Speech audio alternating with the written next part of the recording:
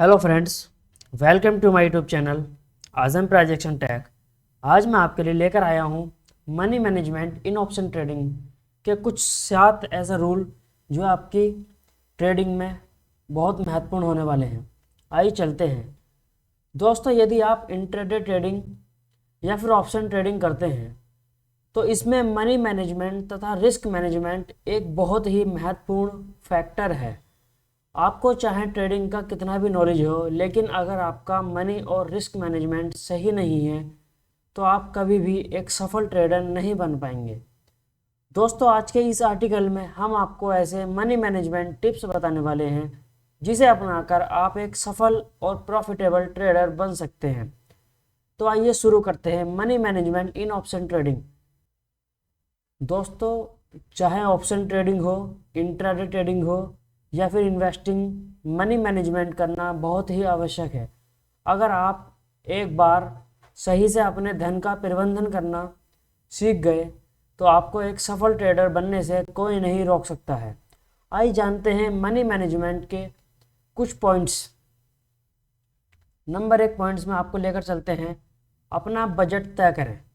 दोस्तों, जब भी आप स्टॉक मार्केट का थोड़ा नॉलेज लेकर ट्रेडिंग करने के लिए आए तो सबसे पहले आपको इस बात का निर्धारण करना है कि आप कितनी पूंजी कैपिटल के साथ ट्रेडिंग करने वाले हैं।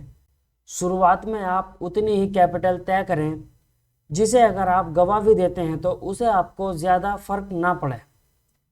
यहाँ पर मेरी आपको एक विशेष सलाह यही है कि आप कभी भी किसी से उधार या फिर लोन लेकर ट्रेडिंग ना करें, अन्यथा आप बुरा फंस सकते हैं।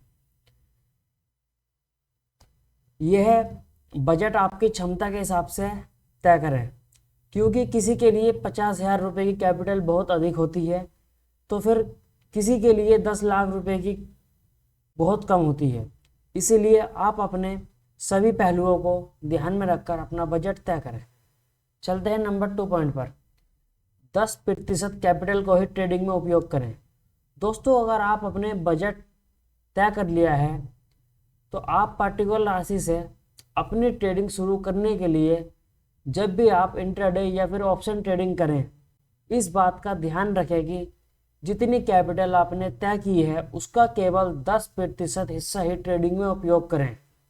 मान लीजिए आपने ट्रेडिंग के लिए 1 लाख रुपए की कैपिटल निर्धारित की है, आपको केवल उसका 10% हिस्सा ही ट्रेडिंग में उपयोग करना चाहिए। इससे होता कि यह है कि आप बड़े लॉस से बच जाएंगे, और अगर आपको थोड़ा लॉस होता भी है तो दूसरे दिन आप फिर उसी कैपिटल के साथ ट्रेडिंग करके अपने लॉस को कवर कर सकते हैं। देखिए दोस्तों, होता क्या है कि हम हैवी क्वांटिटी से लॉस कर लेते हैं, लेकिन जब रिकवर करने का टाइम आता है तो हम 1 या 2 लॉट से ही करते हैं। तो 1 या 2 लॉट से रिकवर नहीं कर सकते। अगर आपने लॉस 1 या 2 लॉट से किया है ना, तो आप 1 या 2 लॉट से ही 1 या 2 दिन के अंदर आप लॉस को रिकवर आसानी से कर सकते हैं। ये समझने वाली बात है। ठीक है फ्रेंड्स, आइए चलते हैं नए टॉपिक की ओर। अगर आप पूरे 1 लाख रुपए की कैपिटल के साथ ट्रेडिंग करते हैं, किसी दिन मान लेते हैं कि आपको 20,000 रुपये का लॉस हो जाता है, तो फिर दूसरे दिन आपके पास ट्रेडिंग करने के लिए केवल 80,000 रुपये ही बचेंगे, जिससे कि आपका लॉस रिकवर नहीं हो पाएगा। इसके अलावा कैपिटल का 10% हिस्सा उपयोग करने से आपको फ़ायदा होगा कि आप कोई भी ट्रेड लेने से डरेंगे नहीं। आप उस ट्रेड से अधिक प्रॉफिट निकालने का प्रयास करेंगे, अर्थात जल्द ही एग्जिट नहीं करेंगे। नंबर 3 पॉइंट पर आते हैं, स्टॉप लॉस जरूर लगाएं। दोस्तों, कुछ लोग यह सोचते हैं कि ट्रेडिंग में स्टॉप लॉस लगाना सही नहीं है, क्योंकि यह हिट हो जाता है जिससे उन्हें हमेशा लॉस होता है। अगर आपको एक सफल ट्रेडर बनना है तो आपको स्टॉप लॉस ज़रूर लगाना चाहिए, नहीं तो आप मार्केट से जल्द ही बाहर हो जाएंगे। स्टॉप लॉस आपको हमेशा आपका बड़ा नुकसान होने से बचाता है। कुछ लोग जो स्टॉप लॉस नहीं लगाते हैं, अगर उनका ट्रेड लॉस में चला जाता है तो वह यह सोचकर बैठे रहते हैं कि प्रॉफिट हो जाए।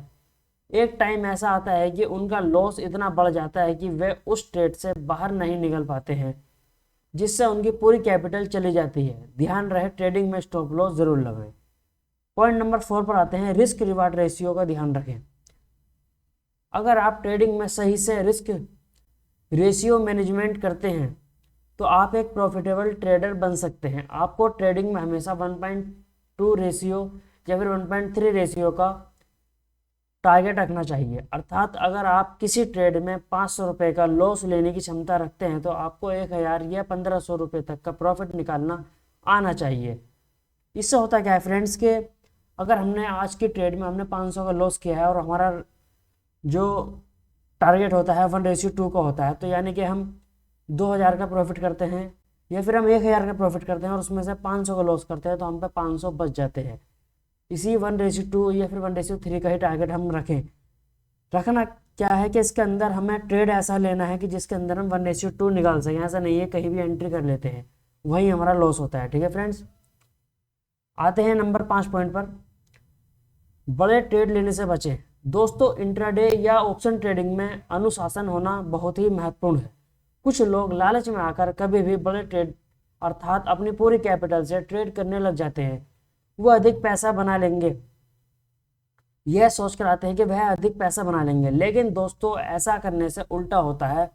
आप अपना बहुत अधिक नुकसान करा बैठते हैं। इसलिए हमेशा बड़े ट्रेड लेने से बचें।